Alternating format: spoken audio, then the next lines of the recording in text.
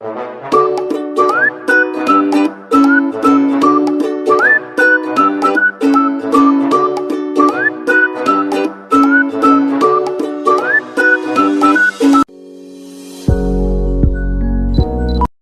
Guys, welcome back to my channel. And आज मैं आप सबके लिए लेके आई हूँ बी सेकेंड सेमेस्टर का इंग्लिश का यूनिट 1। लास्ट वीडियो में मैंने आपको सिलेबस बता दिया था कि क्या क्या सिलेबस आ रहा है एग्ज़ाम में। और अगर आपको नहीं समझ आया हो कुछ तो आप मेरे से कमेंट बॉक्स में क्वेश्चन कर सकते हैं, मैं आपका रिप्लाई ज़रूर दूंगी। एंड ये यूनिट फर्स्ट है, आज हम इसमें यूनिट फर्स्ट पढ़ेंगे कि यूनिट फर्स्ट में है क्या क्या। ठीक है, अगर आपको कोई भी डाउट आए तो आप मेरे से कभी भी पूछ सकते हैं कमेंट बॉक्स पे। ओके, तो आइए स्टार्ट करते हैं। First unit, form of poetry, कि पोइट्री की कौन कौन सी फॉर्म होती है। ठीक है, there are different type of forms of poetry, some of them are as follow. जो पोइट्री है उसकी काफ़ी सारी फॉर्म्स होती हैं जो कि नीचे दी गई हैं। ठीक है, तो फर्स्ट है the sonnet, second the elegy, third the ode, fourth है the epic, fifth the ballad, six the lyric, seventh है द ड्रामेटिक मोनोलॉग, एट्थ है द इलर्जी। ठीक है, इलर्जी। तो मैंने इस सब के यहाँ मीनिंग भी लिख रखे हैं। आपकी 8 टाइप ऑफ फॉर्म्स हैं, मैंने इस सब के यहाँ शॉर्ट में मीनिंग रख रखे हैं ताकि आपको थोड़ा समझने में आसानी हो, है ना। तो फर्स्ट है तो सनेट का है। सनेट को हम बोल सकते हैं या बोलते हैं लिटिल सॉन्ग और साउंड, यानी कि कोई छोटी साउंड या फिर छोटा सॉन्ग। ठीक है, सेकेंड है इलर्जी। इसका मतलब होता है सॉन्ग ऑफ लेमिनेंट। लेमिनेंट का मतलब होता है किसी चीज़ का शोक मनाना या फिर दुख होना किसी चीज़ का। ठीक है, जैसे अब हमसे कोई, जैसे किसी इंसान की जो हमारे क्लोज होता है उसकी डेथ हो जाती है तो हमें बहुत ज़्यादा दुख होता है, बहुत ज़्यादा दर्द होता है हमें। ठीक है, उसके जाने का। तो इसमें भी पोयम उसी दर्द को बयां करते हैं। ठीक है, थर्ड है ऑड। ऑड का मतलब होता है लिरिक पोयम, जिसमें कि एक शॉर्ट लिरिक पोयम होती है। ठीक है, फोर्थ है द एपिक। एपिक का मतलब होता है नैरेटिव पोयम, मतलब जो लार्ज में, मतलब जो इफेक्टिव हो। ठीक है, थोड़ा उसके कैरेक्टर वगैरह सब लार्ज हो। ठीक है, मतलब जो डिटेल एक्सप्लेनेशन देती हो, जिसमें डिटेल स्टोरी हो, डिटेल में स्टोरी। ओके, फिफ्थ है द बैलेड, मतलब शॉर्ट नैरेटिव। शॉर्ट नैरेटिव का मतलब यहाँ है कि जैसे कोई, इसमें बड़ी कहानी होती है, बड़ी कहानी आ गई कोई, और बैलेड में होता है कि बड़ी कहानी से कोई छोटा सा हिस्सा उठा लेना।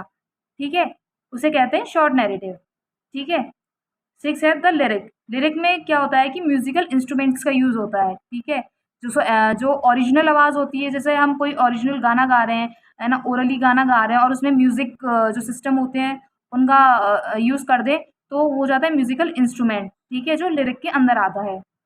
सेवेंथ है द ड्रामेटिक मोनोलॉज। ड्रामेटिक मोनोलॉज में होता है स्पीच ड्रामास्टिक। ठीक है, ड्रामेटिक, स्पीच ड्रामेटिक।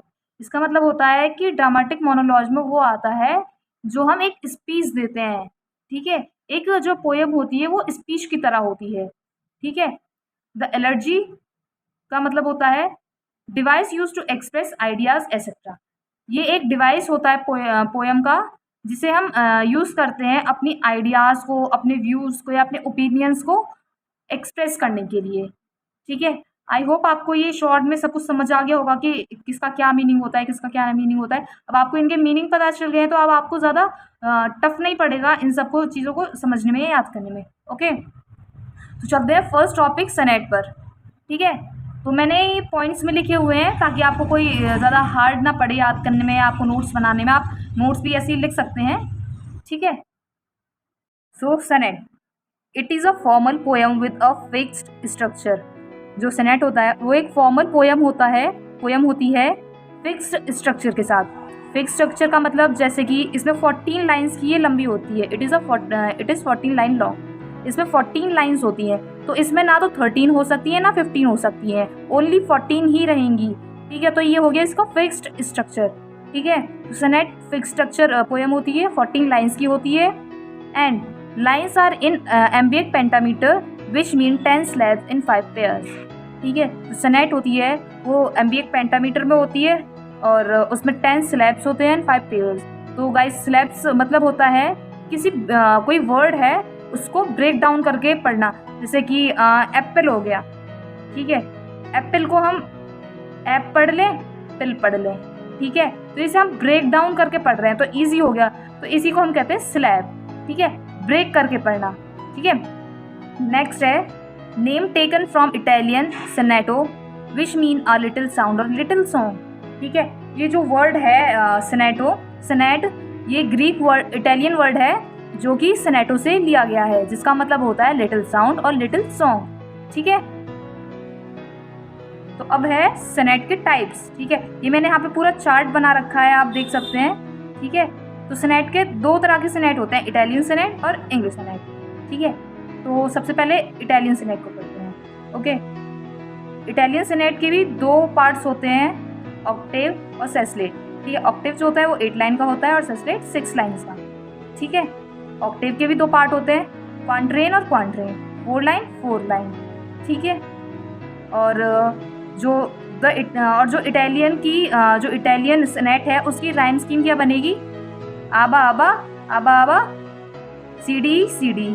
ये आप लिख के आना, जब भी अगर टाइप पूछे आपसे इटालियन सनेट के बारे में कुछ भी पूछे, ये प्लीज़ लिख देना, आपको इससे बहुत अच्छे नंबर मिल सकते हैं, क्योंकि ये पॉइंट बहुत ज़्यादा इंपॉर्टेंट हो जाता है इसमें। The Italian rhyme scheme is आबा आबा सीडी सीडी।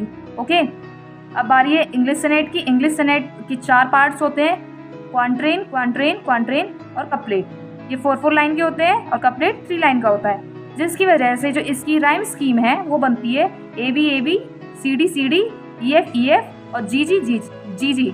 ठीक है, डबल जी। ओके, तो आप ये दोनों लिख दें, ये दोनों लाइन तो आप कंफर्म लिख के आए, कुछ लिख के आए ना लिख के आए, लेकिन ये दोनों आप लाइन लिख के ज़रूर आए। ठीक है, तो क्योंकि ये मेन लाइन्स हैं, क्योंकि इनकी ये राइम बनती है ना, तो यही राइम बनती है। ठीक है, तो आप मेरी माने तो आप ये प्लीज़ लिख के दोनों आए पेपर में। ठीक है, सेकेंड आता है इलोजी। ठीक है, it is a poem and it has a particular kind of emotion driving it. इस तरह की जो पोइटिक डिवाइस है या फिर पोइट ऑफ फॉर्म है, इसके पास एक पर्टिकुलर इमोशन होता है, जिसे कि पोइट जो स्पीकर या पोइट होता है वो अपनी पोयम में दर्शाता है। ठीक है, that emotion is lament, mean to feel and express sorrow and to mourn something. ठीक है, इसका मतलब ये है कि ये जो पर्टिकुलर इमोशंस ये लेके चलता है ना, तो वो इमोशन कौन सा होता है, लेमिनेंट का। लेमिनेंट का मतलब होता है किसी चीज़ का शोक करना या किसी चीज़ का दुख होना। ठीक है, तो और सौरो का मतलब होता है, सौरो का मतलब भी दुख होता है। ठीक है, तो जो पोएट होता है वो पोयम में अपने दुख को दिखाता है, एक्सप्रेस करता है अपनी। जैसे किसी की मैंने अभी पहले बताया था थोड़ी देर पहले, जब किसी की डेथ हो जाती है उसका बहुत ज़्यादा दुख होता है, तो सेम पोएट भी अपनी पोयम में ये लेमिनेंट शो करता है अपने एक्सप्रेशंस के थ्रू। ठीक है, we would say elegies are an expression on the occasion of loss generally. देखो मैंने कहा था ना, लॉस जर्नली। ठीक है, इसका मतलब है कि हम कह सकते हैं कि ये एक एक्सप्रेशन है जब कोई हमसे दूर चला जाता है या हमसे बहुत मतलब हमसे कोई चीज़ खो जाती है या हमसे कोई चीज़ दूर हो जाती है, तो जो हमारा एक्सप्रेशन फेस पे आता है या जो हमारे अंदर से एक्सप्रेशन आता है, तो उसी एक्सप्रेशन को दर्शाता है पोएट इस डिवाइस में या इस फॉर्म में। ठीक है, नेक्स्ट है the expression of heart and the woes. Woes का मतलब होता है जख्म, हर्ट का मतलब तो आपको पता ही होगा, दुख। ठीक है, तो ये एक्सप्रेशन किसका होता है, दुख का और जख्म का। ठीक है गाइज, अगर आपको कुछ भी समझ ना रहा हो तो आप मेरे से पूछ सकते हैं, और अगर आपको वीडियो अच्छी लग रही हो तो लाइक कर दें और अपनी फ्रेंड्स के साथ शेयर कर दें और चैनल को सब्सक्राइब कर दें प्लीज़। सो नेक्स्ट है हमारा the odd. The word odd come from Greek word means song. ये जो ऑड वर्ड है ये ग्रीक से आया है, जिसका मतलब होता है सॉन्ग। ठीक है, it is a lyric poem, short lyric. इसका मतलब है जो ऑड है वो ग्रीक वर्ड से आया है, जिसका मतलब सॉन्ग होता है, और ये एक लिरिक पोयम होती है, short lyric poem. Okay, that praises an individual, an idea और एन इवेंट। जो कि प्रेज का मतलब होता है जैसे तारीफ करना किसी चीज़ की या किसी चीज़ को मतलब सराहना देना या फिर उसकी वाहवाही करना। तो जो पोएट है वो इस तरह की फॉर्म ऑफ पोयम में अपने कुछ आइडियाज़ को या किसी जगह को या फिर किसी इवेंट की सराहना करते हैं, उनकी प्रशंसा करते हैं। ठीक है, नेक्स्ट है this type of song is संग इन group and dance with it. इस टाइप के जो सॉन्ग्स होते हैं वो ग्रुप में गाए जाते हैं। जैसे कि गाइज हम जब स्कूल में होते हैं, स्कूल में फंक्शंस होते हैं, तो कुछ क्लास की गर्ल्स जो हैं वो ग्रुप में सॉन्ग गाती हैं। तो सेम इसी तरीके से ये ऑड भी ग्रुप में गाया जाता है और उसके साथ डांस भी किया जाता है। ठीक है, सो नेक्स्ट टॉपिक है हमारा the epic. The word epic derived from Greek word epikos which mean a narrative poem or song. ये जो वर्ड है एपिक, ये ग्रीक वर्ड है, ग्रीक वर्ड से ड्राइव्ड हुआ है एपिको, जिसका मीनिंग होता है नैरेटिव पोयम और सॉन्ग। ठीक है, an epic is a narrative poem large in effect in character the event in the setting. जो ये एपिक होती है ये काफ़ी एक डिटेल में होती है, काफ़ी बड़ी स्टोरी होती है। ठीक है, काफ़ी बड़ी पोयम होती है। ठीक है, जिसके जो कैरेक्टर्स होते हैं वो भी एकदम अच्छे तरीके से डिटेल में दिए गए होते हैं, हमें इवेंट्स होते हैं वो भी पूरी अच्छी तरीके से बताए गए होते हैं, एकदम ब्रीफ करके।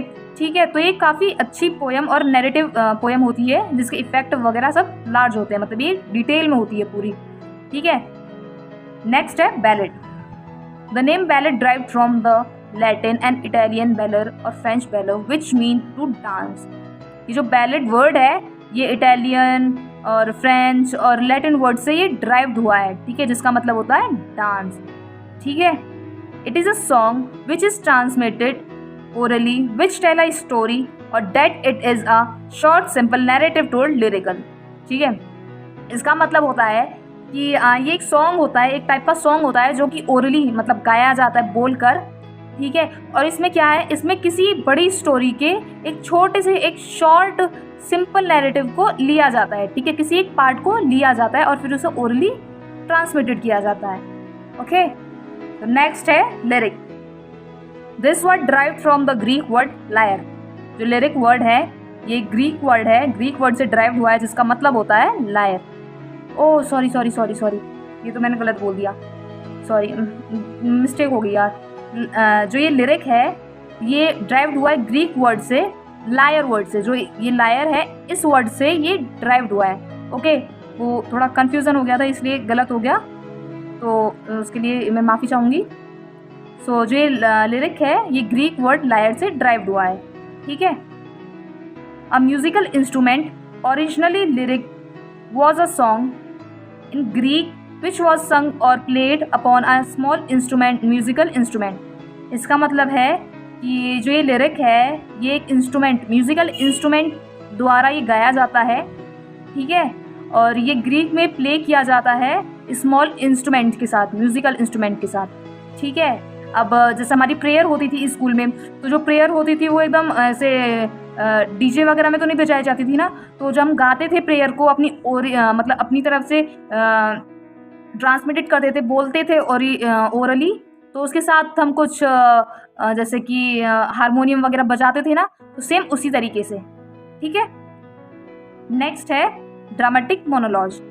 ठीक है, it is a poem written in the form of speech of an individual character. Dramatic monologue होता है वो एक पोएम होता है, वो एक पोएम होती है जो कि रिटन मतलब लिखी जाती है किसी इंडिविजुअल के कैरेक्टर के बारे में। ठीक है, और वो जो पोयम होती है वो होती तो पोयम है लेकिन वो स्पीच की तरह पोयम होती है। ठीक है, अब जैसे कि आपने कोई पोयम देखी होगी, जैसे आपकी स्कूल जब आप जाते होंगे तो उसमें इंग्लिश की बुक्स में पोयम होती होंगी, तो बहुत ज़्यादा एकदम स्पीच की तरह होती होंगी ना, जैसे कोई स्पीच दे रहा है उसमें एकदम लेक्चरबाजी चल रही होगी, है ना। तो उसी को हम कहते हैं ड्रामेटिक मोनोलॉज, जिसमें एक पोयम हो और वो स्पीच की तरह हो।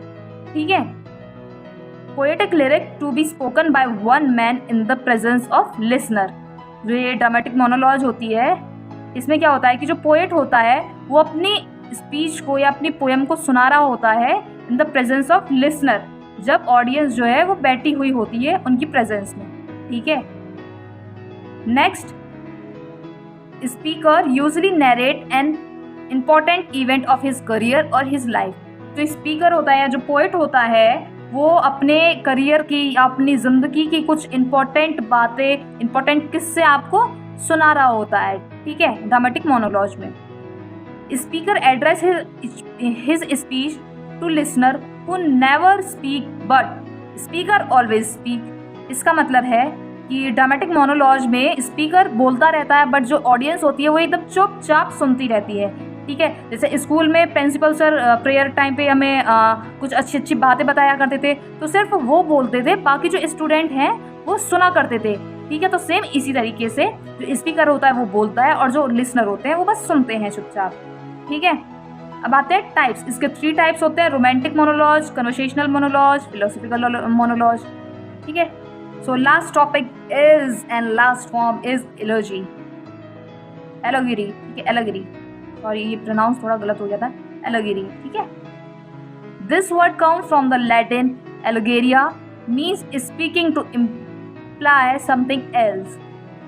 पता है एलोजी में ये एलोगिरी में एक खास बात होती है कि जैसे आप मूवी देखते हैं तो मूवी कोई कोई ऐसी मूवी होती है जो सस्पेंस से क्रिएट होती है कि अब क्या होगा, अब क्या होगा, ये हो गया तो अब क्या होगा। ठीक है, एकदम सस्पेंस भरा हुआ होता है। तो सेम इस वाली फॉर्म में भी सस्पेंस भरा हुआ होता है।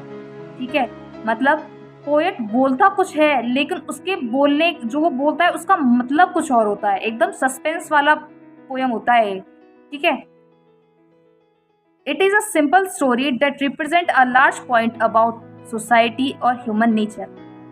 ये इसके बारे में बहुत अच्छी बात है कि ये जो फॉर्म है पोयम की, तो ये जो है ये सोसाइटी के बारे में और ह्यूमन नेचर के बारे में कुछ बातों को, कुछ पॉइंट्स को रिप्रेजेंट करती है अपनी स्टोरीज में।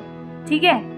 थर्ड है, it means the writer says one thing but actually means something else. जैसे कि अभी मैंने कहा कि जो राइटर है वो बोलता कुछ और है लेकिन उसके बोलने का मतलब कुछ और ही होता है।